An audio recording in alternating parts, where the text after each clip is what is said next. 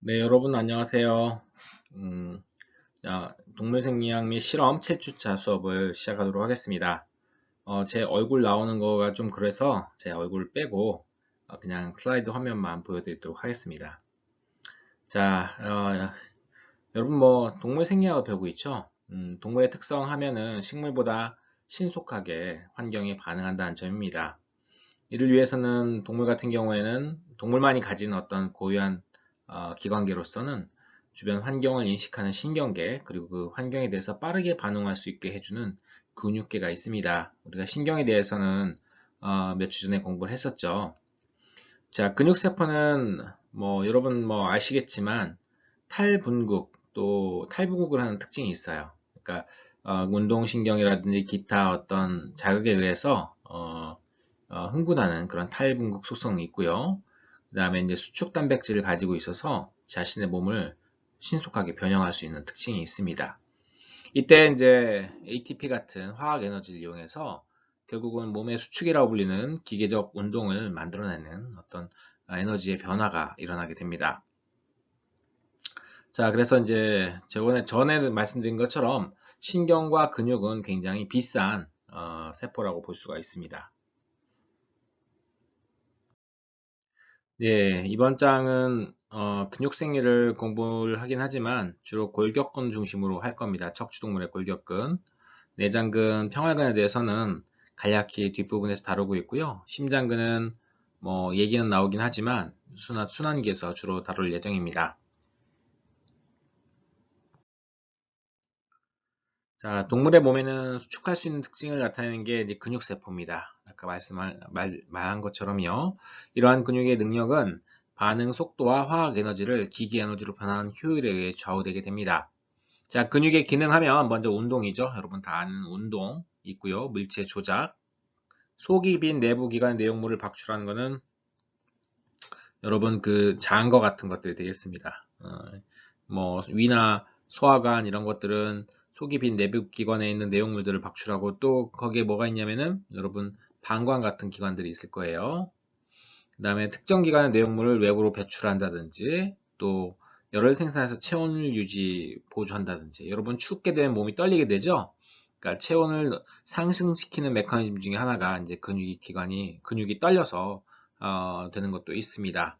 그 다음에 우리 목소리 같은 소리를 생성하는 것도 역시 근육의 작용이라고 보시면 됩니다.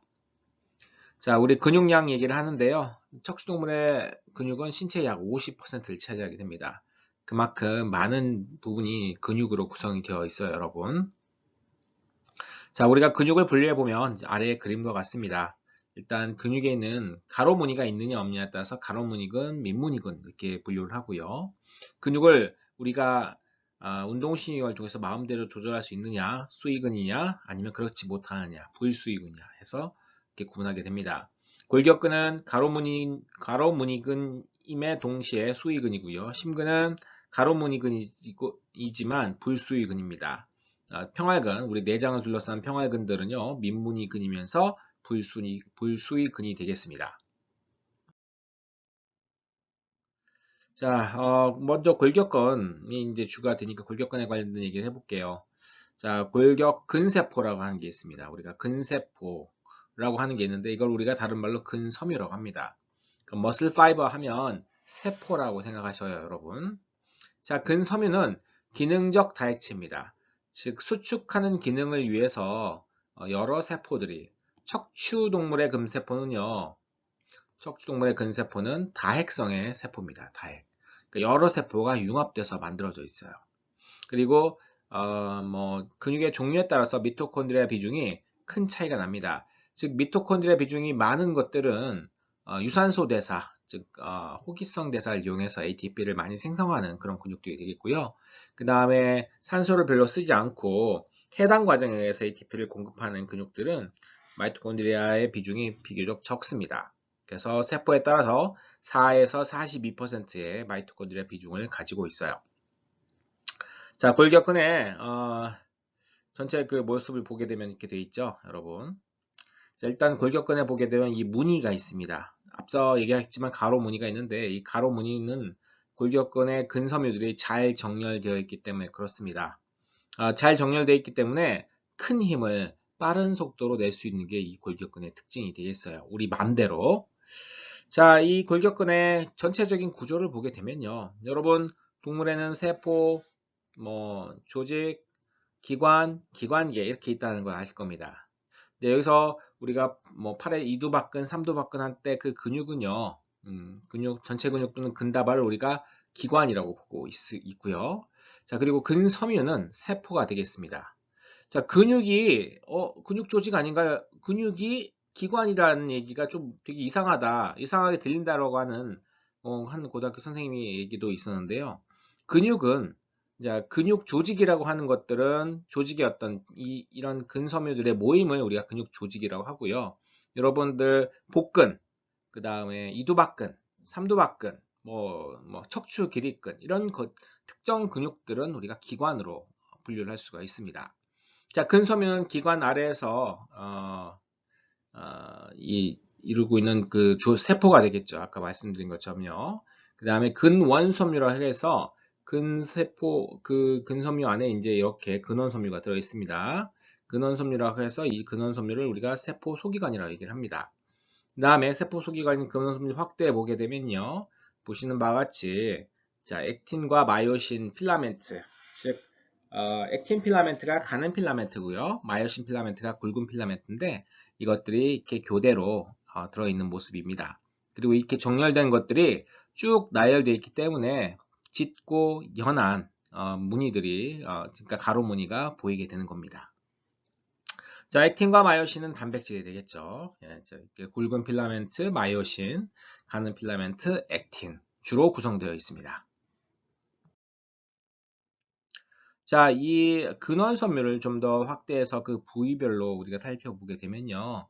자, G선이라고 불리는 것들이 있습니다. G선. G선은 여기 보시는 바와 같이 밝은 곳, 우리가 명대라고 불리는, 명대를 다른 말로 아이대라고 얘기를 합니다. 이 명대의 가운데쯤에 있습니다. G선. 이 지선과 지선 사이를 이 근절이라고 해서 이 수축의 기본 단위가 되겠죠. 자, 그 다음에 이 명대가 있으면 암대가 있겠죠. 암대, 어두운 부분, 어둡게 되는 부분이 있는데 이 암대 부분은 A대라고 얘기를 합니다. A대. 왜 암대가 어둡냐? 암대 같은 경우에는 액틴과 마이오신이 모두 다 들어있기 때문에 그렇습니다. 두 개가 겹쳐 있기 때문에 이렇게 어두운 색을 띠게 되고요. 명대 같은 경우에는 주로 액틴만 존재하기 때문에 밝은 색을 띠게 됩니다. 자, 그 다음에 이 암대 가운데 부분에 보게 되면 H역이 있는데요. 이 H역은, 여기 보시는 바와 같이, 이, 보시는 바와 같이 그 중간, 이 마이오신 필라멘트를, 이 굵은 필라멘트를 잡아주는 역할을 하는 단백질이 위치한 곳이 되겠습니다. 자, 이렇게 해서, 우리가 대략 A대, I대, H대, H역, G선에 대해서 알아봤고요. 자, 그리고 얘들의 단면을 보게 되면요. 자, 보시게 되면 굵은 필라멘트와 가는 필라멘트가 이렇게 규칙적인 배열을 띠고 있습니다. 그리고 여기 보시게 되면 굵은 필라멘트부터 6개의 이렇게 교차 결합을 형성하는 돌기들이 나와 있고요. 아까 굵은 필라멘트 보면 이렇게 생겼었죠? 이렇게 되어 있는데 이런 것들이 바로 이렇게 튀어나온 돌출된 부분이고요. 그 각각 6방향으로 연결된 가는 필라멘트와 접전이 다 있다는 걸 여러분들 확인할 수가 있을 겁니다. 자, 한 개의 금섬유, 근육세포 안에는요, 160억 개의 굵은 필라멘트, 그 다음에 320억 개의 가는 필라멘트가 존재한다고 합니다. 얼마만큼 이 많은 굵은 필라멘트와 가는 필라멘트가 있는지를 알 수 있습니다. 자, 굵은 필라멘트는 특정 형태로 배열되어 있는 수백 개의 마이오신 분자로 구성되어 있습니다. 여기 보이시죠? 자, 콩나물 머리처럼 생겼습니다. 그리고 이 마이오신 필라멘트가 지금 보시는 바와 같이 꼬여 있는 그 구조를 가지고 있는데 이 콩나물 머리처럼 된 부분은 이 초록색으로 되어 있는 부분은 액틴과 결합하는 부위입니다. 그러니까 액틴과 만나는 부위가 되겠고요. 그 다음에 주황색으로 된 부분은 마이오신 ATPase 물로서 여기에 ATP가 결합합니다. ATP가 결합해서 자, ADP와 그 다음에 그 무기 인산으로 이렇게 갈라지는 그런 역할을 해주는 곳이 되겠습니다. 자, 마이오신 분자는 이제 두 개의 동일한 소 단위로 구성된 단백질이고요. 머리에는 아까 방금 전에 말씀드린 것처럼 액틴 결합 부위, 마이오신 ATPase 부위가 있습니다. 자, 가는 필라멘트는 이에 이제 주로 액틴으로 구성이 되어 있고요. 자, 액틴 외에도 다른 분자들이 있습니다. 자, 액틴 외에도 지금 여기 동그랗게 눈알처럼 생긴 것들이 액틴이 되겠고요. 그 다음에 이렇게 세 개로 되어 있는 분자가 모여 있는 트로포닌이라고 불리는 단백질 복합체가 있고요. 그 다음에 트로포마이오신이라고 불리는 길쭉한 섬유상의 단백질이 있습니다. 자, 이것들이 이 세 가지 요소가 결합돼서 평소에 이런 형태로 존재하게 돼요. 즉, 이 액틴 필라멘트 주변에 이 트로포마이오신이 둘러싸고 있는 구조이고요. 그리고 그 중간중간에 트로포닌이 박혀 있는 그런 구조로 되어 있습니다. 자, 트로포닌은 보시는 바와 같이 세 종류의 폴리펩타이드로 구성되어 있는데요. 이 폴리펩타이드는 폴리펩타이드 중에 각각 이제 이 세 종류가 트로포마이오신과 결합하는 경우도 있고, 지금 트로포마이오신 결합하는 애들도 있고, 액틴과 결합하는 부위도 있고, 칼슘과도 결합합니다. 자, 칼슘과도 결합하는 부위가 있는데요. 자, 칼슘이 이제 트로포마이오신에 딱 결합하게 되면요. 트로포닌에 결합하게 되면 트로포닌이 트로포마이오신의 구조를 밀게 됩니다. 밀게 돼서 여기 보이시는 눈알처럼 되어 있는 부분 있죠? 액틴의 이 눈알처럼 되어 있는 부분이 이 맨 아래 그래프에는 가려져 있지만 이 부분이 노출되게 되고요. 우리가 전 슬라이드에서 봤던 마이오신의 머리 부분에 있었던 액틴 결합 부위와 만날 수 있게 됩니다. 자, 그래서 자 보십시오. 자, 이 마이오신 머리가 이렇게 있고요. 마이오신 머리. 그 다음에 결합 부위가 있죠. 초록색. 평소에는 이게 트로포마이오신에 의해서 가려져서 결합을 할 수가 없습니다. 왜냐하면 트로포마이오신이 교묘하게 지금 여기 보시면 이 마이오신과 결합하는 부위를 가리고 있기 때문에 그래요. 그런데 칼슘이 트로포닌에 결합하게 되면요. 이 트로포닌이 트로포마이오신을 밀고요. 밀어서 지금 이 결합 부위를 노출시키죠. 그렇게 되면 이 마이오신 헤드에 있는 결합 부위와 액틴에 있는 결합 부위가 만나게 됩니다. 만나게 되면서 근육 수축을 위한 작용이 일어나게 되겠죠. 자, 우리가 골격근 수축의 기본 원리에 대해서 얘기를 해보도록 하겠습니다. 간단하게 얘기하면 골격근 수축은 활주 필라멘트 메커니즘. 자, 활주 필라멘트는 가느다란 섬유를 얘기하는 거죠. 자, 두 종류의 섬유가 있었습니다. 굵은 필라멘트와 가는 필라멘트가 있는데 이 두 개가 서로 미끄러지듯이 들어간다 해서 우리가 활주 필라멘트 메커니즘이라고 얘기를 합니다. 그래서 미끄러져 들어가면서 아까 봤던 G선과 G선 사이의 간격이 좁아집니다. 근절 자체가 좁아지게 되겠고요.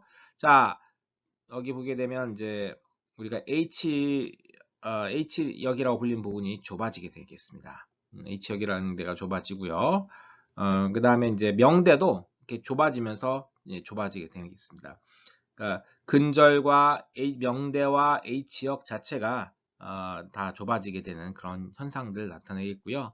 이게 이제 쭉 수천 개, 수만 개가 있지 않습니까? 그렇기 때문에 이 한 근섬유가 수축을 하게 되면 이게 거리가 굉장히 짧아요. 짧은데 이 수천 수만 개가 수축하게 되니까 제법 긴 거리에 긴 길이로 근섬유가 수축할 수가 있게 됩니다. 자, 아까 우리가 마이오신 헤드와 액틴의 결합 부위가 서로 만나게 되면 무슨 일이 발생할까? 자, 일단은 서로 만나자마자 하는 일이 뭐냐면 파워 스트로크가 발생합니다. 즉 마이오신 헤드가 지금 여기 이렇게 펴져 있었지만 여기에 액틴의 결합 부위와 서로 만나게 되면요. 갑자기 딱 꺾이게 됩니다. 이렇게.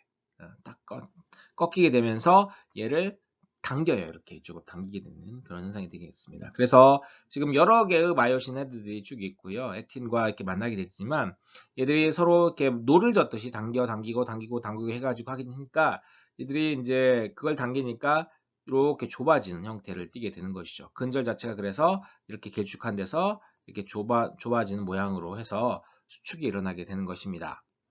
자, 그래서 여기서 파워 스트로크란 액틴과 마이오신이 교차 결합해서 만나서 마이오신의 머리 부분이 경첩처럼 굽어지게 되는 순식간에 굽어지게 됩니다. 이걸 우리가 파워 스트로크라고 얘기를 합니다.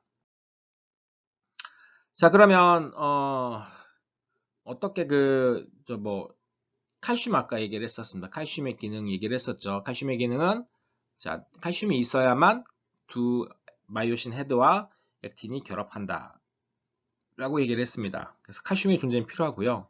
또 우리가 근육 수축할 때 ATP가 필요하죠. 이 칼슘과 ATP는 어떤 기능을 하느냐? 근수축 주기에서 중요한 기능을 하죠. 일단은 마이오신 헤드와 액틴 필라멘트가 결합하기 위해서, 가는 필라멘트가 결합하기 위해서는 칼슘이 반드시 존재해야 됩니다. 칼슘이 없게 되면은 그냥 서로 붙어 있지 않고요. 수축이 일어나지 않습니다. 자, 칼슘이 있게 되면요, 둘이 붙어요. 붙으면 원래 마이오신 헤드에서는요, 자, 이렇게 요 상태, 좀 각도가 큰 상태는 준비된 상태입니다. 파워 스트로크가 일어납니다. 파워 스트로크 일어나면서 붙게 되면 바로 일어난다고 했죠? 일어나면은 이때 ADP와 그다음에 무기 인산이 떨어져 나가요. 파워 스트로크 이러면 요 상태가 됩니다. 요 상태가 되고 있다가 여기에 ATP가 추가가 되게 되면요, 떨어지면서 이렇게 다시 준비된 상태, 다시 이렇게 이런 준비된 상태를 유지하게 됩니다. 그러면 또 칼슘이 존재하여서 또 붙고, 또 붙고, 또 붙고, ATP와 칼슘이 계속 존재한다고 하면 이 사이클을 계속 돌게 됩니다. 그런데 만약 ATP 공급이 줄어들다, 아니면 없어진다 라고 하면요, ATP가 있어야 파워 스트로크 된 상태에서 떨어져 나오고 다시 준비 상태를 만들 텐데 그 상태가 안 되는 거죠. 지금 이 상태는 사실 이 경직된 상태라고 얘기하는데, 이 경직된 상태는 ATP가 더 이상 공급될 수 없는 상황, 즉 개체가 죽는 상황에서 바로 이런 현상이 일어나게 됩니다. 그리고 바로 죽는다고 해서 바로 ATP가 소모되지 않아요. 원래 근육세포에 들어있던 미량의 그 글리코젠들이 분해되면서 여기 이제 계속 소모가 됩니다. 그럴 때는 이제 죽어도 바로 몸이 뻣뻣해지지 않다가 여러 시간이 지나게 돼서 ATP를 모두 소모하게 되면요, 이렇게 모든 근섬유들이 이렇게 서로 붙어가지고 빳빳하게 됩니다. 우리가 이거를 사후 강직이라고 얘기를 합니다. 사후 강직된 상태를 유지할 수밖에 없어요. 즉 칼슘과 ATP 두 가지가 다 있어야 근섬유가 수축하는 이 주기를 계속 유지할 수 있다라는 얘기입니다. 자, 그러면 수축은 어떻게 시작이 될까요? 수축은 당연히 운동신경 자극에, 그리고 골격근이니까 운동신경이 자극이 오겠죠. 운동신경이 자극이 오게 되면요, 자, 운동뉴런 말단에서 아세틸콜린이 분비가 되게 됩니다. 아세틸콜린이 분비되고, 이 아세틸콜린은 운동 종판에 있는 저기 근섬유의 종판 쪽에 있는 수용체와 결합을 하게 되고요. 수용체와 결합을 하게 되면은 종판 전이가 형성이 됩니다. 양이온들, 특히 소듐 이온들이 안쪽으로 들어오게 되면서 그 부분에서 탈분극이 일어나고, 그 다음에 이것들이 옆으로 퍼지면서 활동전이를 만들게 됩니다. 즉 전체 근섬유가 전기에 의해서 짜르르 이렇게 전기가 흐르는, 막에 전기가 흐르는 상태가 돼요. 자, 그러다가 막 중간중간에 보게 되면 여기 지금 T세관이라고 불리는 게 있습니다. 가로세관, T세관이 있대요. 이 T세관은 근육세포의 세포막과 다 이어져 있습니다. 그러니까 자, 여기 탈분국 신호가 이 T세관 안으로 들어오는 거죠. 이렇게 T세관 안으로 들어오게 되고, 여기 T세관 안으로 들어오게 됩니다. 자, 이 T세관은 바로 옆에 있는 근소포체, 지금 초록색으로 표현한 근소포체에 바로 연결되어 있고요. 이 근소포체 안에는 여러분 알고 있는 것처럼 칼슘 이온이 무지막지하게 많이 들어 있습니다. 자, 칼슘 이온 하니까 또 떠오르는 것들이 있죠.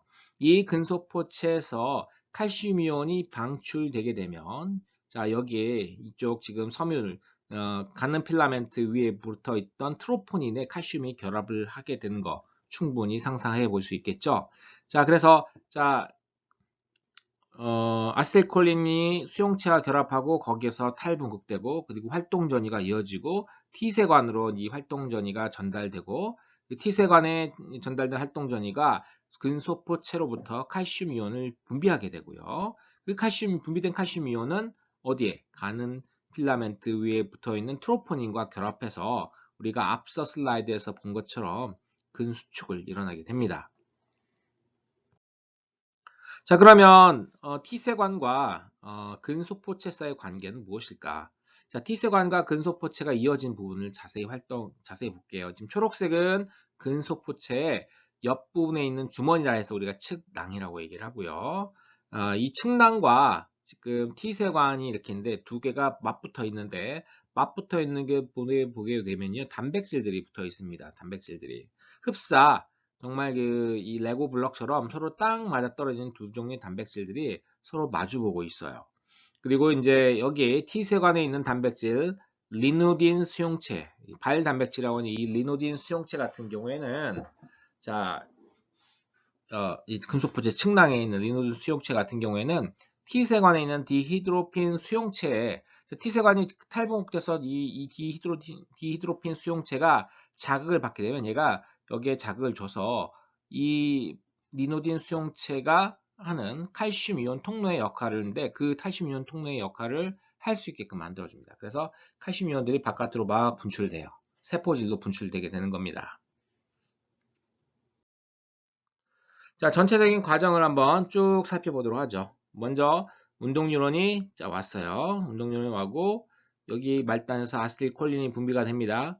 아세틸콜린은 양이온 채널을 열고요. 양이온 채널에 의해서 이 부분, 운동 종판 부분이 탈분극이 되죠. 탈분극. 자, 탈분극된 운동 종판 신호는 좀 더 나오게 되면 여기서 이 활동 전이로 맞게 돼요. 활동 전이는 온 근육 세포 위로 쭉 퍼지고요. 그 중에 일부가 T세관을 따라 들어오게 되고 T세관에서 측량에 있는 칼슘 이온들이 세포질로 분비하게끔 만듭니다. 그렇게 분비된 칼슘은 트로포닌과 결합하고요. 그래서 트로포마이오신을 밀고 이 마이오신 헤드와 그 다음에 액틴이 결합하는 부위를 노출시키게 됩니다. 자, 그래서 노출되게 되면 마이오신 이 교차 결합이 여기에 결합해가지고 파워 스트로크를 일어나게 되죠. 그래서 수축을 쭉 일어나게 됩니다. 수축이 일어나게 되고 이제 칼슘 이온이 떨어지게 됐다. 칼슘 이온이 없어지는 상황이 되면 애들이 다시 트로포마이오신이 이 결합 부위를 막고 그러기 때문에 더 이상의 파워 스트로크가 일어나지 않아서 수축은 멈추게 되는 그런 현상이 나타나게 됩니다. 자, 칼슘 이온이 없어진다. 칼슘 이온이 없어질 수 있는 경우는 일단은 근소포체 안으로 칼슘 이온을 다시 밀어넣는 방법이 있겠습니다. 칼슘 이온을 근소포체 안에 워낙 칼슘 이온이 많기 때문에요. 칼슘 이온의 농도가 낮은 곳에서 높은 곳으로 밀어넣기 때문에 능동수송하는 통로가 있습니다. 칼슘 ATPase, 즉 ATP를 소모하면 펌프가 있어요. 그래서 그 칼슘 ATPase 펌프를 이용해서 이 세포질에 나와 있던 방출됐던 칼슘을 다시 꾸역꾸역 집어넣고요. 또 이 세포질 중간중간에 보면 파르보알부민이라고 하는 단백질인데 이 단백질의 기능은 칼슘 이온과 흡착하는 겁니다. 결합을 해요. 칼슘 이온과 결합하니까 자유롭게 돌아다니는 칼슘 이온을 쥐어주는 역할을 하게 되겠죠. 그렇게 해서 칼슘 이온을 제거하게 됩니다. 자, 이 관계들을 이제 글로써 표현한 것들이니까 한번 쭉 읽어보시고요. 자, 여기 여러분 좋아하는 소고기, 등심처럼 생겼습니다. 소고기가 있습니다. 자, 고기라고 하는 건 무엇입니까, 여러분? 요즘 식물로 만든 고기도 나오긴 하지만 전통적으로 고기는 우리가 음식으로 섭취할 수 있는 동물 조직을 얘기를 합니다. 그래서 지금 여기에 보이는 이런 고기들은 어디냐면 사실 근육 부위라고 보시면 돼요. 그러니까 여러분 동물의 근육이 동물의 고기라고 생각하셔도 거의 틀리지 않습니다. 자, 고기를 만드는 과정들은 좀 잔인하죠. 도살을 통해서 이렇게 만들게 되는데요. 일단은 도살한다. 가축을 도살한다라고 하면은 그 가축의 목숨이 사라지게 되는 것이죠. 그 가축이 목숨을 잃게 되면요, 혈액 공급 자체가 중단이 되게 됩니다. 혈액 공급이 중단되게 되면, 자, 혈액 공급에서 산소와 ATP 이런 것, 그 다음에 포도당 이런 것들이 공급이 돼야 될 텐데, 일단 그 공급이 끊겨요. 그러니까 근육 안에 있는 자기가 갖고 있던 ATP, 또 산소가 있든 없든 그 포도당이 존재한다고 하면 ATP를 좀 얻을 수가 있겠죠. 자, 그렇게 돼 있고요. 그러다 보니까 어느 순간 이제 있던 산소를 다 써버리게 되면요, 해당 과정을 해당을 통해 가지고 포도당에서 ATP를 얻게 됩니다. 그러다가 더 이상 해당을 계속 돌리려고 하면은 이 피루부산을 우리가 알고 있는 젖산으로 바꾸고 그 NAD 플러스를 다시 재활용을 시키죠. 그러면 젖산 대사가 일어나게 돼서 근육 내부가 즉 죽은 이 가축의 근육 내부가 산성이 되게 됩니다. 산성이 되고 나중에 더 오래되게 되면요. 세포에는 리소좀이 터트려지게 되는데 리소좀 내부에 있었던 산성 환경에 가장 최적화된 효소들이 나와가지고 결국은 고기의 어떤 단백질들을 분해하게 됩니다. 여러분 뭐 TV 맛집 프로그램 보게 되면 고기 숙성시킨다라고 하는 표현이 있는데 결국 바로 잡은 고기는요. 바로 잡아가지고 몇 시간 되지 않은 고기들은 사후 강직 때문에 굉장히 딱딱합니다. 그 사후 강직이 때문에 딱딱한데 이것들을 좀 더 하루나 이틀 정도 놔두게 되면요. 리소좀에서 가수분해 요소들이 이게 나와가지고 결국은 그 고기를 뻣뻣하게 만들었던 근육도 그 다음에 여러 가지 세포 골격들도 전부 다는 아니지만 상당히 많이 분해하게 되고 그렇게 되면은 여러분 고기의 육질이 굉장히 부드러워지는 상황이 되게 됩니다. 그러니까 근육에서 뭐 고기로 하는 과정들은 상당히 복잡한 여러 가지 그 반응들이 관여하는 상당히 복잡한 과정이 되고 자 그런 것들을 잘 이해했을 때 좀 더 사람들이 먹기에 맛있는 그런 고기를 만들 수가 있겠죠. 자, 골격근의 활동기는요, 아주 짧게 온몸에 퍼지게 됩니다. 온 세포에 쫙 퍼지게 되고요. 한 1에서 2ms 동안만 유지되고, 나머지 기간 동안은 세포질 내로 나오는 그런 어떤 그 칼슘에 의해서 서서히 칼슘이 세포 그 소포체에서 나와가지고 결합하고 파워 스트로크 이런 과정들이 훨씬 더 시간이 많이 걸리죠. 그러니까 간단하게 이렇게 골격 그 근세포의 활동 중에 일어나면 한참 뒤에 서서히 수축 반응이 일어나서 사그라든 이런 과정들이 나타나게 됩니다. 그래서 수축기의 최고기까지 이 시간을 우리가 수축기라고 얘기를 하고요. 그 다음에 수축기에서 다시 원래 상태로 돌아가는 시간을 이완기라고 얘기를 합니다. 자, 이제 골격근의 역학에 대해서 알아보도록 하겠습니다. 척추동물에서 근육은요, 근육끼리만 연결된 게 아니라요. 사실 근육은 뼈와 연결이 되어 있죠. 뼈와 연결되어 있는데 단단한 결합 조직인 힘줄이라고 불리는 것으로 뼈와 연결되어 있습니다. 이렇게 근육이 뼈와 연결됨으로써 근육의 운동성의 정확성이 높여지게 되고요. 두 번째 또 특징으로는 근육은 수축만 할 수 있기 때문에 서로 다른 방향으로 움직일 수 있는 길항적 쌍으로 구성되어 있습니다. 예를 들어 이두근과 삼두근 같은 경우에는 이두근이 수축하면 삼두근은 이완된 상태이고요. 삼두근이 수축하면 이두근이 이완된 상태에서 우리의 팔을 앞팔, 이 팔 끝이 있죠. 팔 끝을 들었다 내렸다 할 수가 있습니다. 자, 척추동물 근섬유는 뭐 아까 얘기한 것처럼 정렬되어 있죠. 그리고 정렬되어 있기 때문에 협력적으로 기능할 수 있고요.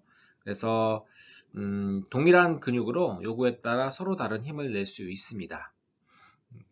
일단 이거 가능한 이유는 일단 여러 가지 우리 근육 수축에 관여한 근섬유 수가 차이가 날 수 있어요. 즉 가벼운 걸 들 때는 적은 수의 근섬유가 무거운 걸 들 때는 좀 더 많은 근섬유가 동원될 수 있고요. 그다음에 수축하는 각 근섬유의 장력에 의해서 각 근섬유의 장력은 예를 들어 운동을 많이 하는 사람들은 근섬유가 두껍겠죠. 굵겠죠. 그러면은 그런 경우는 더 잘 하나의 근섬유 수축하더라도 더 큰 힘을 낼 수가 있을 거고요.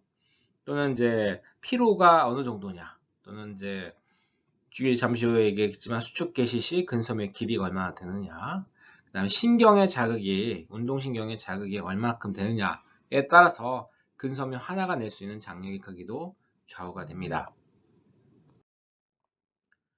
자, 먼저 이제 그 근육에 참여하는 수축에 참여하는 근섬유의 수에 대해서 한번 살펴보도록 할게요. 일단 운동 뉴런이 이렇게 오면요. 운동 뉴런 하나는 보통 여러 개의 근섬유에 작용을 하게 됩니다. 여기 그림에서 보게 되면 여기 이거는 2개, 이거는 3개, 이건 3개 되는데요. 자, 이렇게 하나의 운동 신경이 수축할 수 있는 이런 근섬유들의 집합을 우리가 운동 단위라고 얘기합니다. 운동 단위. 지금 이 근육 같은 경우에는 뉴런 3개가 결합되어 있는 걸 봐서 운동 단위가 3개가 있는 것이죠. 자, 이런 3개 운동 단위가 있으니까 자, 이 근육이 적은 힘만, 살짝 드는 힘만 낸다 그러면 한 개 운동 단위로 충분할 수 있어요. 그러면 한 개만 작동을 합니다. 만약에 이제 힘이 엄청나게 드는 어떤 물건을 들어야 된다 그러면 모든 운동 단위가 동원될 수 있겠죠. 얼마만큼 많은 운동 단위를 동원하느냐에 따라서 이 근육이 낼 수 있는 힘의 크기가 달라지게 되겠습니다. 자, 그런데 여기 지금 2개고 3개고 어떤 뉴런 같은 경우, 어떤 운동 신경 같은 경우는 뭐 한 100개 정도의 이 뉴런과 근섬유가 연결될 수도 있겠죠. 근데 이런 하나의 운동 단위의 크기가 도대체 똑같느냐? 그렇지 않습니다. 많이 달라요. 자, 그래서 손 근육 같은 경우에는요, 손 근육 같은 경우는 여러분들 미세한 조정도 가능하죠. 미세한 조정도 가능하다는 얘기는 운동 단위가 하나의 뉴런이 담당하는 근섬유가 숫자가 적어요. 여기 보시는 바와 같이. 뉴런 운동 단위가 참가하면 할수록 힘이 더 커지는데 이 높이가 작습니다. 이 얘기는 뭐냐면 운동 뉴런 하나가 담당할 수 있는 뉴런들이 근섬유가 작다는 얘기고요. 오른쪽처럼 즉 다리 근육처럼 다리는 운동 뉴런이 담당하는 근섬유가 굉장히 많습니다. 수십 개 뭐 이렇게 될 수 있는데요. 그런 경우에는 미세한 운동이 안 되겠죠. 이렇게 높은 그런 어떤 계단식의 힘이 이렇게 계단식의 수축이 일어날 수밖에 없습니다. 그래서 미세하게 움직이는 근육과 그 다음에 힘을 필요로 하는 근육에서는 운동 단위 크기가 좀 다르다라는 것이죠. 자, 이렇게 운동 단위가 나눠져 있는 이유는 무엇이냐? 자, 여러분들이 어떤 물건, 가볍지만 어떤 물건을 계속 들고 있어 봐요. 그러면요, 하나의 근섬유만 계속, 여기 지금 하나의 운동 단위만 계속 자극받는 게 아닙니다. 왜냐면 얘는 곧 금방 필요해지거든요. 그러면은 우리는 인지하지 못하지만 이 운동 단위들이 교대로 돌아가면서 수축을 하게 됩니다. 그래서 가벼운 물체를 여러분들 오래 버틸 수 있는 이유가 거기에 있어요. 서로 교대를 하게 하면서 피로해지지 않도록 교대하면서 그렇게 되는데 무거운 물체는 오래 버티지 못하죠. 왜냐하면 무거운 물체를 들기 위해서는 모든 운동 단위가 동원돼야 되는데 아까처럼 여유 있게 교대할 수 없기 때문에 금방 피로해지고 그래서 오래 버티질 못합니다. 자, 이거는 제가 아까 설명한 얘기죠. 전체 근육 장력은 수축한 근섬유 수, 즉 운동 단위에 참여한 운동 단위의 수와 수축한 근섬유에 의해 생성된 장력에 의해서 좌우되게 됩니다. 그러면 하나의 근섬유가 낼 수 있는 장력에 영향을 미치는 요인은 뭐가 있느냐? 먼저 운동 뉴런이 오는 자극의 횟수가 되겠습니다. 자극이 띄엄띄엄 온다. 한 번 이 근섬유가 수축할 때 한 번의 운동 뉴런은 한 번의 운동 신경에 의해서 수축하는 그런 수축을 우리가 연축이라고 합니다. 연축은 매우 짧고 그 다음에 약해요. 그리고 이제 여러 개가 한꺼번에 올 때 연축 중압이 있고요. 그 다음에 강축이라고 하는 거는 얘들이 쉴 틈이 없는 걸 얘기하는 겁니다. 지금 자극의 횟수, 운동률에 의한 자극의 횟수를 얘기하는 거고요. 두 번째, 수축을 시작할 때 근섬유 길이입니다. 그러니까 적정한 길이의 근육 길이가 되어야만, 근섬유 길이가 되어야만 가장 큰 장력을 낼 수 있습니다. 잠시 후에 또 살펴볼게요. 그 다음에 근섬유의 피로라든지 근섬유의 굵기 이런 부분들도 다 관여를 하게 됩니다. 자, 활동전이 먼저 얘기를 해볼게요. 활동전에 의해서 자극이 연속적으로 오게 된다. 자, 아래 첫 번째 보게 되면 단일 연축 같은 경우에는 오교 한 번 연축되고 이게 다 사그라들면 또 오고 한 번 연축되는데 이것들이 운동 요런에 의해서 오는 그 신호가 연속돼서 온다. 다 떨어지기 전에 오게 되면 떨어지기 전에 올라가게 되죠. 떨어지기 전에 올라가게 되고 그리고 이것들이 너무 빈도가 떨어지길 틈도 없이 계속 운동 요런에 자극이 오게 되면요. 쫙 보시는 것과 같이 쭉 계속 강한 수축력을 나타내는 강축 상태에 도달하게 됩니다. 자, 운동신경작이 너무 빨라서 이완될 시간이 없어서 수축이 지속적으로 유지되는 현상을 우리가 강축이라고 얘기를 해요. 자, 이것들 지금 이 수축력과 비례하는 것이 뭐가 있냐면 결국은 칼슘 이온의 세포질에 있는 칼슘 이온의 농도가 그렇게 되겠습니다. 자, 올라갔다 내려간다. 올라갔다 내려간다는 얘기는 칼슘 이온이 나왔다가 들어간다. 나왔다 들어갔다 하는 겁니다. 자, 이게 자극이 연속적으로 오게 되면 칼슘 이온이 다시 소포체로 회수되기 전에 또 나오기 때문에 이렇게 높은 상태 유지해야 되고요. 강축 상태에서는 높은 칼슘 이온 농도가 계속 유지되는 것을 얘기하는 거겠죠, 여러분. 그래서 칼슘 이온 농도가 매우 중요하다는 걸 여러분 아셔야 됩니다. 자, 그리고 제가 아까 얘기했지만 근섬유의 길이가 최적화된 상태가 필요하다라고 했죠. 장력을 크게 내려면요. 이 이유가 뭐냐면 여기 그림을 보세요. 초록색에 있는 범위가 장력을 크게 낼 수 있는 범위입니다. 이 범위 내에서는 어떤 특징이냐면 교차 결합의 수가 최대가 되는 부분이 되겠죠. 자, D와 같은 상태는 더 이상 교차 결합이 파워 스트로크를 만들 수가 없는 상태예요. 당연히 이 상태 안 돼요. 너무 근섬유 쪼그라들게 되면 이 상태가 되기 때문에 수축 여기 나올 수가 없습니다. 또 자, 이 최적화된 것에서 조금 더 늘어나게 된다고 하면 교차 결합의 수가 확연히 줄어들게 되죠. 아무리 그래도 얘들이 전체 교차 결합이 다 파워 스트로크를 하는 거랑 일부만 하는 거랑은 그 장력에 있어서 차이가 날 수밖에 없습니다. 그래서 적절한 길이가 필요한데 그 길이는 원래 휴지기 근육 길이를 100%로 잡았을 때 70%에서 지금 보시는 것 같이 130% 정도가 되는 이 길이의 범위에서 가장 큰 장력을 낼 수가 있습니다. 자, 여기 이제 우리 근수축에는 두 가지가 있습니다. 여러분, 크게 구분해 볼 수 있는 게요. 등장성 수축과 등척성 수축인데, 등장성은 장력의 크기가 일정한 것들이 되겠습니다. 여러분들이 가벼운 물건을 서서히 팔로 든다고 생각해 보세요. 서서히 팔로 드는 거. 그러면은 일단은 그 물건의 무게는 정해져 있기 때문에 장력이 일정한 상태로 여러분들이 원래 수축을 하게 되는 겁니다. 이거를. 장력의 일정한 상태고요. 근육 길이의 변화가 일어나는 것들을 우리가 등장성 수축, 여러분들이 가벼운 물체를 살짝 드는, 쭉 연속적으로 드는 그런 과정들을 생각해 주시면 되겠습니다. 동심 수축은 여러분들이 드러내는 것이고요. 편심 수축은, 그러니까 동심 수축은 근육이 짧아지는 과정, 편심 수축은 근육이 길어지는 겁니다. 즉, 들었던 것을 천천히 내려놓을 때도 일종의 그 근육 수축이 일어나게 됩니다. 등척성 수축은 여러분들이 정말 무거운 것을 들었을 때, 한 100kg짜리 물건을 들었을 때 꿈쩍하나요? 안 하죠. 여러분 근육의 길이 변화있나요? 근육의 길이 변함이 없습니다. 다만 여러분들이 근육을 무거운 걸 들기 위해서 근섬유에 들어있는 장력은 굉장히 강하게 더 커질 것이게 되겠습니다. 이런 경우를 우리가 등척성 수축이라고 하고요. 이런 경우도 당연히 운동이 되죠. 이런 경우도 당연히 ATP가 소모가 되게 됩니다. 자, 이 근육 수축의 속도는 물체의 하중과 관련인데 전혀 하중이 없는 상태에서는 여러분들이 빠르게 물건을 들 수가 있습니다. 그러다가 정말 무거운 걸 여러분 들 수 없는 무거운 걸 하게 되면 더 이상 이 근육 들 수가 없기 때문에 속도는 제로가 되겠고요. 이때부터 우리가 얘기한 등척성 수축이 시작이 되게 됩니다.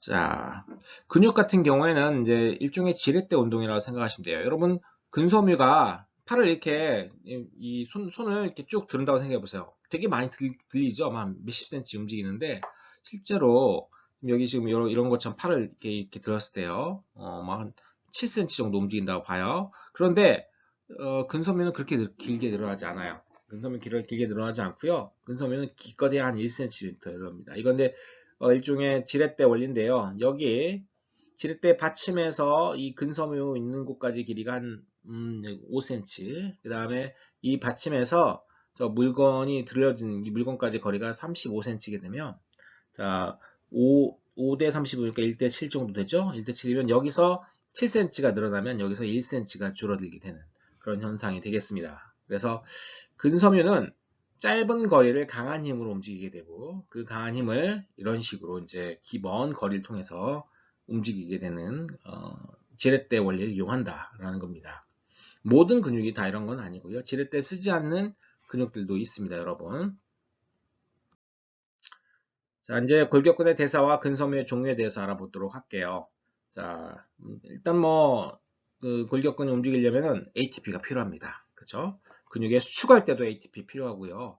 아까 이완할 때도 ATP 필요하다고 그랬지. 이완할 때도 자, 칼슘 ATPase 펌프에서 소포체에 있는 칼슘 ATPase 펌프를 이용해서 세포질에 있는 칼슘 이온을 소포체로 다시 집어넣는 과정들이 필요합니다. 그래서 근육은 이완할 때도 그다음에 수축할 때도 모두 다 ATP를 씁니다. 그러니까 ATP가 매우 중요해요. ATP의 공급원은 크게 세 가지가 있습니다. 하나는 고에너지 인산기를 가진 포스파겐, 우리 사람 같은 경우는 크레아틴 인산이 있습니다. 그 다음에 우리가 ATP 쓰면 ADP가 나오죠. 크레아틴 인산에 붙어있는 인산기는요, 굉장히 고에너지이기 때문에 1대1로 그냥 여기 크레아틴 인산에 붙어있는 인산기가 ADP 결합해서 ATP가 됩니다. 그러니까 빨리빨리 ATP를 합성할 수 있는 단계가 되겠죠. 그 다음에 여러분들이 세포생물학 같은 데 배웠던 산화적 인산화 반응, 산소가 충분할 때 느리게 움직이는 어떤 이런 운동 같은 경우에는 이게 참 적절합니다. 근데 예를 들어 이제 그 반대로 해당 과정을 통해서 포도당은 피로부산으로 바꾸고 피로부산이 젖산으로 바뀌면서 ATP가 만들어지는 그런 과정인데요. 무산소 호흡이 되겠죠. 그렇기 때문에 산소 공급이 원활하지 않은 그런 상태에서 주로 이루어지게 됩니다. 자, 여러분이 근육이 필요해진다라는 표현을 쓰는데요. 그때는 먼저 무기인산이 증가할 때인 겁니다. 즉 ATP가 자 ADP 플러스 무기인산이 되는 이것이 증가했을 때 그만큼 많은 ATP가 소모됐고 그만큼 많은 근육이 이용됐다는 뜻이죠. 그 다음에 젖산이 축적된 경우 이렇게 축적된 젖산은 쉬게 되면요 혈관을 통해서 다시 근육으로 가서 포도당으로 재신생됩니다. 자, 세 번째는 저장된 에너지가 고갈되는 때, 이때가 되겠죠. 그렇게 되면 이런 피로한 상태가 되면요, 여러분 근육이 부들부들 떨리면서 근육을 들 수가 없어요. 그러니까 결국은 피로해지게 되면 근육이 자기의 기능을 제대로 할 수가 없습니다. 자, 이걸 도식화한 것입니다. 자, 근수축이 일어나죠. 수축할 때 ATP가 필요한데 이 ATP는 어디서 왔느냐? 자, 아까 얘기한 것처럼 크레아틴 인산에서 인산기를 넘겨줘서 ADP한테 ATP 만들어서 바로 쓸 수 있는 가장 빠른 경로가 여기에 해당되고요. 그 다음에 근섬유의 종류에 따라서 또 산소 공급 여부에 따라서 그러니까 그러니까 산소를 충분히 이용한 산화적 인산을 통해서 ATP를 공급하는 또는 해당 과정에서 ATP를 공급하는 그런 세 가지 경로로 공급된다는 거. 아까 제가 말씀드린 걸 다시 한번 복습했습니다. 자, 척수동물의 골격근은 종류가 여러 가지가 있습니다. 여러분이 근육 사진을 보게 되면요. 어떤 근육은 빨간색, 어떤 근육은 흰색이에요. 빨간색과 흰색이 막 교대로 되어 있는 형태가 되어 있습니다. 그 이유는 골격근의 섬유 종류가 다르기 때문에 그래요. 크게 세 가지 부류로 나눌 수 있는데요. 먼저 산화성 지근 섬유.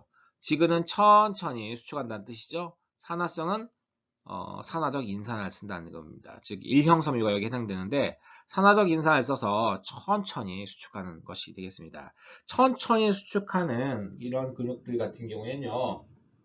자, 마이오신 ATPase의 활성이 떨어지게 됩니다. 즉 파워 스트로크가 천천히 일어난다는 뜻이에요. 자, 그 다음에 두 번째는 산화성 속근 섬유가 있습니다. 자, ATP를 산화적 인산을 통해서 얻긴 하지만 그나마 좀 빨리 움직입니다. 아까 지근 섬유보다 빨리 움직이는데 지근 섬유 같은 경우에는 마이오신 ATPase가 활성이 높아요. 즉 빨리빨리 ATP를 붙여서 파워스트로크를 빨리빨리 만들어낼 수가 있습니다. 속근 섬유가 그래요. 그 다음에 이제 세 번째 부류가 해당성 속근 섬유가 되겠습니다. 빨리 움직이는데 얘들은 산소 공급이 충분하지 않거나 여러 가지 기타 이유로 인해서 주로 해당 과정을 통해서 ATP를 얻게 됩니다. 해당성 속근 섬유가 많이 이용되게 되면 젖산이 많이 축적되는 그런 그런 결과를 초래하게 되겠죠. 자, 속근 섬유는 지근 섬유보다 마이오신 ATPase를 많이 갖고 있어서 빠른 연축을 할 수 있다라는 게 그 특징이 되겠고요. 산화성 섬유는 주로 이제 산화적 인산화, 충분히 산소가 공급되는 그 상태에서 ATP를 만들기 때문에 자, 에너지가 쉽게 잘 고갈되지는 않습니다. 같은 포도당으로 좀 더 많은 ATP를 만드니까요. 그래서 쉽게 피로해지지 않아요. 오랫동안 버티는 근육들이 되겠습니다. 그리고 이런 근육들은 혈액 공급이 잘 돼야 되니까 산소 공급 때문에 모세혈관이 잘 발달되어 있고요. 그 다음에 여차에서 필요할 때 써야 될 그 산소를 저장하고 있는 마이오글로빈도 풍부하게 있어서 주로 붉은색을 나타내게 됩니다. 하지만 이제 해당성 섬유 같은 경우에는 이렇게 붉은색을 띠지 않아요. 지금 정반대로 생각하시면 됩니다. 쉽게 피로해지고 대신 아주 빠르게 힘찬 움직임을 만들 수 있습니다. 사람 같은 경우에는 이 다리 근육 같은 경우에는 서서히 그 다음에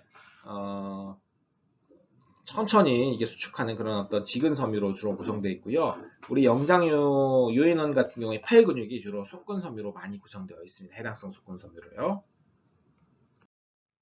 자, 이 말 같은 경우에는 말 되게 달리기 오랫동안 자랄 수 있죠. 그러니까 대다수의 근육들이 이 산화성 지근섬유로 구성이 되어 있습니다. 산화성 지근섬유 또는 산화성 속근섬유로 구성되어 있어서 산소를 많이 필요로 하면서 피로해지지 않고 오랫동안 달릴 수 있는 그런 애들이 되겠고요. 오른쪽은 이 광어입니다. 넙치죠. 이 넙치 종류들은 평소에 누워 있어요. 눈이 이제 한쪽으로 돌아가 있는데 모래 위에 누워 있다가 먹이를 보게 되면 후다닥 튀어서 올라갑니다. 그래서 평소에 움직이지 않기 때문에 애들은 산화성 지근섬유가 거의 없어요. 애들은 거의 흰 근육으로만 되어 있습니다. 보시는 것 같이. 그러니까 짧은 기간 폭발적인 움직임을 만들기 때문에 이럴 때는 산화성 지근섬유보다 해당성 속근섬유가 훨씬 낮기 때문에 몸 근육 자체가 이렇게 대부분 다 흰색을 띠게 됩니다.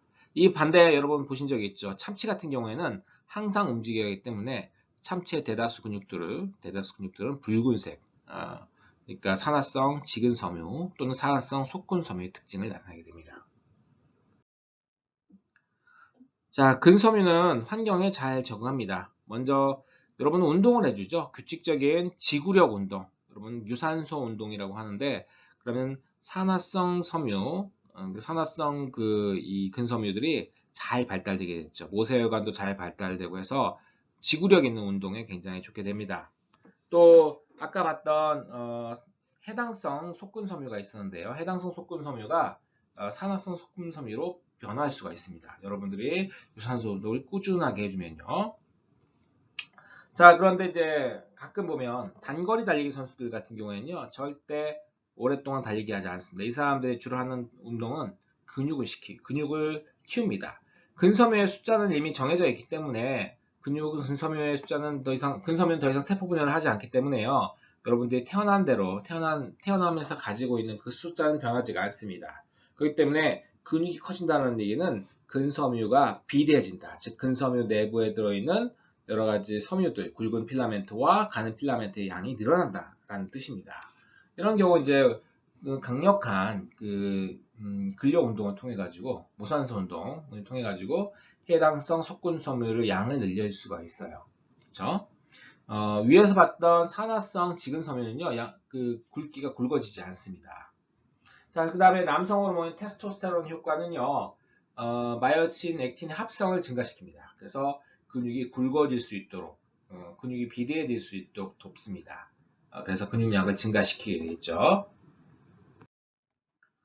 자, 그러면 이제 어떻게 우리 운동을 조절하는가? 운동 조절은 요즘 뭐 복잡한 신경들이 이제 관여하게 되는데요.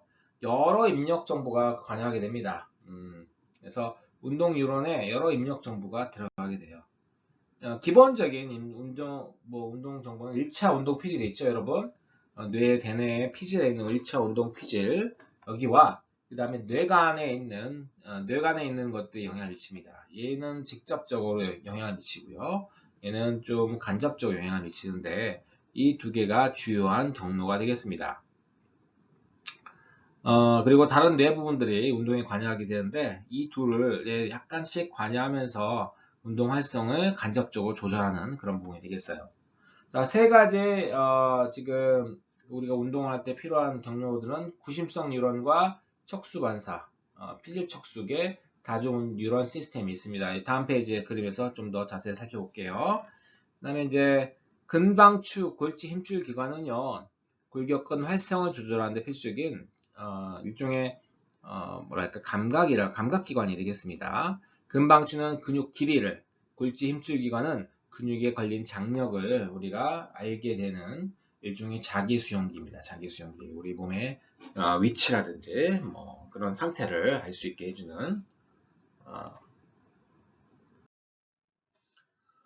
자, 아까 얘기했던 것처럼 3개의 입력, 3단계 입력이 운동량 출혈을 조절하는데요. 먼저 구심성 뉴런부터 입력이 있습니다.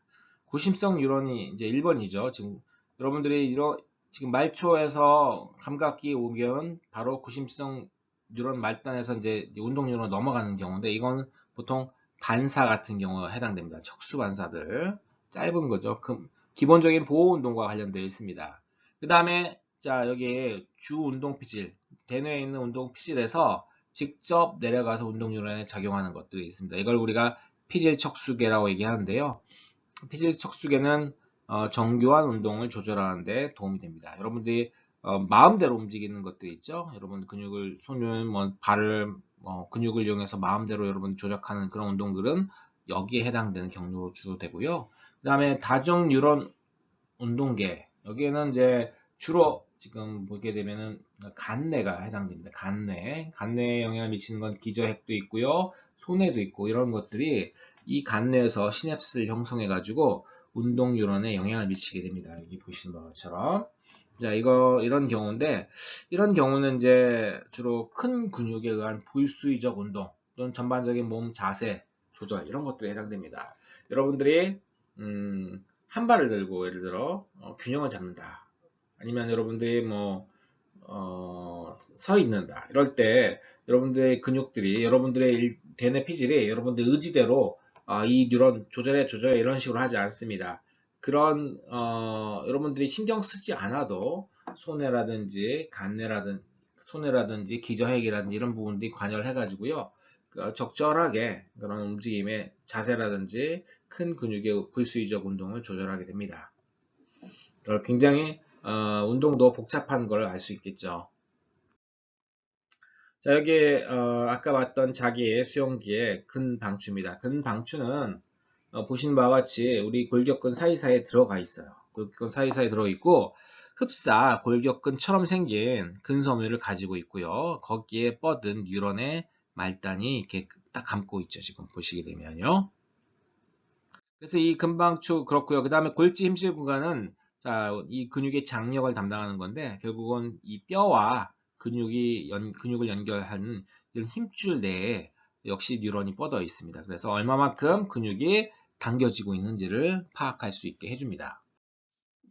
자, 근방추는 근육 길이 변화를 감지한다고 했는데요. 제가 아까 최대한의 장력을 얻기 위해서는 특히 골격근 같은 경우에는 100%를 잡았을 때 70%에서 130% 정도의 길이를 유지해야 된다고 얘기했습니다. 즉 골격근 같은 경우에는 너무 짧아도 너무 길어도 골치 아프게 돼요. 그래서 적절한 길이를 유지하는 게 최적의 그 골격근의 상태를 유지할 수 있는데요. 우리 몸에서 근방추는 그런 어떤 골격근의 급격한 그 길이 변화를 감지할 수 있도록 돕습니다. 즉, 여기 그 근섬유처럼 되는 애들이 얘랑 길이를 맞추고 있어요. 그래서 얘가 예를 들어 이제 갑자기 이완되었다 라고 하면 이제 얘들도 같이 이완되죠. 그러면 이런 상태에서 다시 이 상태로 평평하게 만듭니다. 그래서 갑자기 길이가 늘어나거나 아니면 줄어들거나 하는 상태를 인지할 수 있도록 해줘요. 그래서 이 무릎 반사라고 불리는 이 신장 반사는요, 이 근방추가 제대로 작동하는지를 보는 그런 그 반사가 되겠습니다. 그래서 무릎을 탁 때리면요, 여기 대퇴사두근이 있죠. 위쪽 근육이 이게 무릎을 때리게 되면 살짝 늘어납니다. 아주 짧은 시간 딱 늘어나는데 근방추가 그걸 인지하는 거죠. 딱 늘어나니까 근방추는 이 늘어나는 걸 줄이고 싶으니까 얘의 근육을 수축시켜서 자기가 늘어나는 만큼 수축시켜 가지고 근육의 길이를 짧게 만들어 주게 됩니다. 그래서 이걸 우리가 신장 반사라고 하는데, 신장은 억제하는 그런 부분이 되겠죠. 척수 반사의 가장 대표적인 반사 중에 하나입니다. 그래서 이런 정상적인 무릎 반사가 이루어지려면 수많은 신경과 근육 근방추, 구심성 정보, 운동 뉴런, 원심성 정보, 심근접합부 등이 지금 여기 그냥 간단하게 표시되어 있지만 다 정상적으로 작동하고 있어야만 그게 가능합니다. 그래서 간단하게 우리의 근골격, 또 운동신경, 감각신경들의 이상 유무를 파악할 수 있는 검사라고 볼 수 있습니다. 자, 평활근에 대해서 알아보도록 할까요? 이제부터는. 평활근은 사실 잘 알려져 있지는 않습니다. 그리고 사람들이 이렇게 관심이 별로 없긴 해요. 자, 골격근, 평활근, 심근의 공통점은 셋 다 액틴과 마요신 갖고 있습니다. 셋 다 그리고 칼슘 이온이 중요합니다. 칼슘 이온이 늘어나면 수축되고 줄어들면 이완하게 됩니다. 자, 그리고 액틴과 마요신의 교차 결합을 위해서 ATP를 소모하게 됩니다. 칼슘과 ATP는 기본적으로 똑같은 역할, 똑같이 필요하다는 거 여러분 아시겠죠? 하지만 자극과 수축이 일어나는 메커니즘에서 큰 차이가 있습니다. 뭐 평활근과 심근은 운동 뉴런이 아니죠. 얘들은 예를 들어 어떤 것들은 자율신경에 의해서, 어떤 애들은 박동원에 의해서, 어떤 애들은 스스로 만들어내는 서파 전위에 의해서 이런 자극을 만들어내기도 합니다. 수축될 때 지금 액틴과 마이오신이 이제 서로 해서 수축을 하게 되지만 이 과정에서도 조금씩 약간의 차이가 있습니다. 자, 평활근 세포는 척추 동물에만 있는 것으로서 주로 속이 비어있는 조직, 우리 소화관이라든지 관의 벽에 주로 분포하고 있습니다. 속이 비어있는 뭐 방광이라든지 이런 부분도 다 여기 평활근에 해당되게 되겠죠. 네, 방추 모양입니다. 이 마른 목볼 모양이 되어 있어요. 다음 페이지 그림을 보시게 되면요. 핵은 하나밖에 없습니다. 그 다음에 마이오신, 액틴, 그 다음에 중간 필라멘트들을 가지고 있습니다. 자, 여기 평활근 세포의 현미경 사진을 보고 있습니다. 평활근 세포는 마름모 모양으로 되어 있죠. 자, 그리고 그 세포 중간중간에 치밀 소재들이 박혀 있는 걸 확인할 수가 있습니다. 자, 그 구조를 조금 더 도식화해서 보게 되면요. 치밀 소체가 보게 되면 굵은 필라멘트, 가는 필라멘트가 있는데 가는 필라멘트를 잡아주는 역할을 하고 있고요. 그 사이사이 굵은 필라멘트가 있습니다. 그래서 이 마른 목골인데 이때 수축하게 되면 좀 더 넓적한 마름모가 되고요. 이완하게 되면 좀 길쭉한 마름모가 되게 되겠습니다. 그래서 이제 여기 평활근 세포에는 아까 얘기했지만 굵은 마이오신 필라멘트가 있고 가는 액틴 필라멘트, 이 트로포닌이 없습니다. 얘들은 트로포닌이 없고요. 세 번째 이제 중간 필라멘트가 존재하게 됩니다. 그래서 평활근에만 이제 이 중간 필라멘트가 관여를 하게 되고요. 직접 수축에 참여하지는 않고 전체 이 마름모의 세포 구조를 이루는데 도움을 줍니다. 자, 평활근 수축에는 적어도 3가지 이상의 수축 메커니즘이 있다고 합니다. 뭐 평활근도 워낙 종류가 많아서요. 그래서 이제 첫 번째 메커니즘 지금 보여주고 있는 그림인데요. 여기서는 마이오신 자체가 인산화가 되면요, 액틴과 결합할 수 있어요. 아까 얘기한 트로포닌, 트로포마이오신은 없습니다. 그냥 평소에 마이오신이 인산화되어 있지 않으면요, 액틴과 결합하지 않아요. 수축이 일어나지 않습니다. 근데 이제 칼슘 양이 늘어나게 되면요, 신호를 받아서 칼슘 양이 늘어나면 칼슘은 칼모듈린과 결합해서 칼슘 칼모듈린 컴플렉스를 이루고요. 얘들은 다른 효소들을 활성화시키는데 이제 인산화 요소를 활성화시키게 되겠죠. 마이오신을 인산화시키는 인산화 요소를 활성화시키게 되면 이렇게 인산화된 마이오신이 액틴과 결합을 해가지고 수축을 일으키는 그런 형태가 되겠고요. 뭐 다른 메커니즘은 칼슘 칼모듈린까지 똑같고요. 얘가 트로포마이오신 또 트로포닌과 비슷한 기능을 하는 카엘데스몬이라고 하는 단백질을 밀어내서 우리가 앞서 봤던 그 골격근의 수축과 비슷한 방식으로 일어나는 애들도 있고요. 그 다음에 칼슘이 직접 이 가는 필라멘트에 결합해 가지고 마이오신을 직접 결합해 가지고 수축을 활성화시키는 경우도 있다고 합니다. 굉장히 다양한 형태의 그런 메커니즘이 존재해요. 또 차이가 있는 게 근섬유가 흥분되는 차이가 있는데요. 우리가 골격근 같은 경우는 뭐에 의해서 흥분이 되었습니까? 운동신경이 흥분을 시켰죠. 운동신경에서 분비된 아세틸콜린에서 흥분되었지만 평활근도 이 흥분되는 종류에 따라서 다단위성과 단단위성 평활근으로 구성돼요. 다단위성은 평활근 하나하나가 별도로 분리가 되어 있어요. 자, 따로따로 분리가 되어 있다는 뜻은 뭐냐면 얘들은 다른 신경들이 얘들의 수축을 좌우한다는 뜻이에요. 이때 신경은 운동신경이 아니라 자율신경이 되겠죠. 이런 애들이 되겠는데 주로 어디에 있는 그런 그 평활근들이냐면 우리 큰 혈관벽들 또는 폐로 가는 큰 기도, 안구 근육, 안구 홍채, 모낭의 기저부 이런 부분들에 이제 이런 애들이 있고요. 주로 소화관이나 이런 곳은요, 소화관 같은 곳은 단단위성 평활근이 있습니다. 얘들은 자율신경이나 운동신경이 관여하지 않고요. 스스로 박동원을 가지고 있어요. 왜 얘들을 단단이라고 하냐면은 스스로 박동원을 가지고 이 박동원이 옆으로 퍼지듯이 이렇게 파도처럼 퍼지게 되면요. 얘들이 하나의 그 박동원에 의해서 물결처럼 수축을 하게 됩니다. 그래서 이 하나의 수축이 옆에 있는 다른 애들의 수축도 영향을 미치기 때문에 하나의 단위처럼 수축을 한다고 해서 우리가 단단위성 평활근이라고 얘기를 해요. 그래서 이 이 세포와 세포 사이에 있는 간극 연접을 통해서 이런 어떤 그 활동 전이들이 퍼지면서 수축을 이뤄내게 되는 그래서 흡사와 물결처럼 이루어지는데 우리의 소화관이 꼭 그런 식으로 움직이죠. 연동운동이라든지 혼합운동 같은 것들은요. 자, 그래서 이 위에 그 단단위성 평활근 같은 경우에는 박동원이나 서파전이 두 가지에 의해서 만들어지는데 둘 사이 큰 차이는요. 박동원 전이는 수동적으로 예를 들어 이 막의 이온 투과성이 수동수성에 의해서 변합니다. 수동수성에 의해서 막 변하는 그런 애들이 되겠어요. 근데 이제 여기 서파전이 같은 경우에는 능동수성을 통해 가지고 변하는 데서 좀 차이가 있습니다. 그래서 둘 다 자기 흥분성을 나타내고요. 둘 다 자발적으로 전기적 활성을 나타내는 그런 어떤 특징을 공유하고 있습니다. 자, 그래서 여기에 좀 정리가 되어 있어요. 이제 뉴런 같은 경우에는 자, 흥분 시냅스를 받아가지고 이것들이 가중이 되면서 흥분이 되게 되겠죠. 수용체 전이, 여기서 수용체라고 하지 말고 수용기 전이라고 합시다, 여러분. 감각 수용기입니다. 감각 수용기 같은 경우에는 감각 수용기에서 정보를 받아서 구심성 뉴런인 감각 뉴런을 흥분시키죠. 자, 여러분 알고 있는 우리 수용기 전이가 여기에 해당되게 되겠어요. 종판 전이는 아까 봤던 골격근에서 나왔던 거고요. 박동원 전이와 서파전입니다. 서파전이. 박동원 전이는 우리 평활근이나 심근에서, 서파전이는 소화관에서만 이것들이 나타나게 됩니다. 그래서 그 차이들을 한번 읽어보시면 여러분들이 이해할 수 있어요.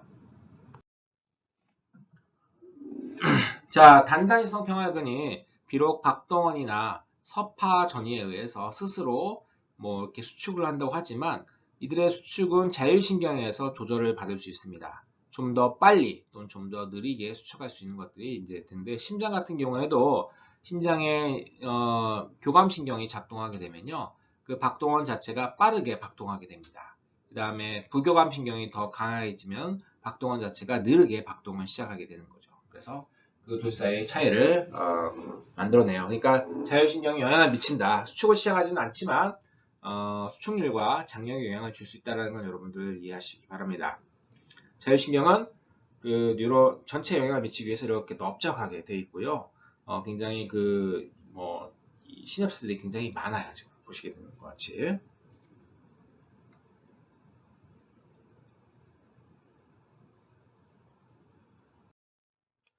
자, 평활근은 골격근과 달리 상당히 신장된 상태에서 장력을 발달시킬 수 있습니다. 이렇게 무슨 얘기냐면 여러분들이 아까 우리 골격근 같은 경우에는 아까 제가 70%에서 130%라고 얘기했죠. 예를 들어 이제 너무 늘어났다. 140, 150이 되게 되면 다시 수축이 안 돼요. 교차 결합이 형성 안 될 정도로 지금 가는 필라멘트와 굵은 필라멘트가 서로 거의 떨어질 정도로 이렇게 늘어나게 되면요. 얘가 다시 스스로 수축할 수는 없습니다. 큰 문제죠. 그런데 평활근은 그게 돼요. 평활근은 그게 돼서 예를 들어 이제 여러분들이 너무너무 오줌을 많이 참았어요. 방광이 터질 것 같은 상황이죠. 평활근 같았으면 그 상황에서 방광이 다시 수축할 수는 없습니다. 그런데 나중에 화장실 가면 여러분들 방광을 수축해서 시원스럽게 이제 볼일을 볼 수가 있게 되는데요. 평활근 같은 경우는 길이 변화가 50%에서 250%에 달합니다. 무려 얘보다 훨씬 더 범위가 넓은 걸 알 수 있어요. 그래서 어떻게 이렇게 평활근이 늘어나는데 이렇게 장력이 줄어들지 않느냐? 여기 보시면 그 기작이 나와 있습니다. 재빨리 새로운 기회에 적응해서 교차 결합을 다시 재정렬한다고 합니다. 그래서 신장 전의 장력수로 이완할 수 있는, 그래서 이런 것들 우리가 스트레스 이완 반응이라고 하는데 이런 과정을 통해 가지고 평활근 근육이 이 늘어난 상태에서 수축을 할 수 있다라는 얘기입니다. 자, 심장근에 대한 얘기를 해볼게요. 심근. 골격근과 유사한 점은 가로무늬 형태를 띠게 됩니다. 역시 그 굵은 필라멘트와 가는 필라멘트 규칙적으로 배열되어 있어서 심장근 같은 경우에는 규칙적으로 강하게 박동해야 되기 때문에 이런 가로 무늬를 가지고 있고요. 트로포닌, 트로포마요신 갖고 있습니다. 길이 장력 사이의 관계를 나타내는데 나중에 우리가 순환계에서 공부하겠지만 길이 장력 사이의 관계가 훨씬 더 좀 넓습니다. 사실 골격근보다 넓어요. 아니면 심근 자체가 아까 이 골격근 같은 경우에는 예를 들어 우리가 100%를 잡고 70%와 그 다음에 130%를 잡았는데 이 심근 같은 경우는 100%가 아니라 사실은 100% 이완된 상태에서 한 80%밖에 되지 않아요. 그러니까 굉장히 많이 늘어나도 심근은 수축을 할 수가 있습니다. 자, 그래서 이 골격근보다는 조금 더 여유가 있다는 거 얘기를 드리고요. 그 다음에 풍부한 미토콘드리아와 마이오글로빈을 가지는 특징. 그 다음에 T세관이 잘 발달되어 있고 근소포체가 잘 발달된 특징은 공통점이 되겠고요. 평활근과 유사점은 칼슘 이온을 자, 근소포체에서 얻는 게 아니라 세포 밖에서 얻게 됩니다. 그 근소포체뿐만 아니라 세포 바깥에서도 얻는 그런 특징이 있고요. 박동원을 가지고 있어요. 여러분 동방결절이라고 하는 박동원을 가지고 있고요. 또 간극 연접을 통해서 활동 전이를 쉽게 전파할 수 있습니다. 얘들도 단단위성이에요. 단단위성. 그 다음에 자율신경의 조절을 받는다는 것도 역시 비슷한 공통점이 되겠습니다. 자, 이번 장을 요약하도록 하겠습니다. 이번 장에서는 골격근 구조와 골격근 수축 원리, 그 다음에 골격근의 역학, 골격근 대사와 근섬유 종류, 운동의 조절, 신경계를 중심으로 우리가 살펴봤고요. 마지막으로 평활근과 심근을 골격근과 비교를 했었습니다. 여러분 그 근육에 관련된 부분들은 좀 공부를 많이 해야 될 것 같기도 하죠. 여러분 과제는 제가 과제함에서 여러분들 제시하도록 하겠습니다. 여러분 수고 많으셨습니다.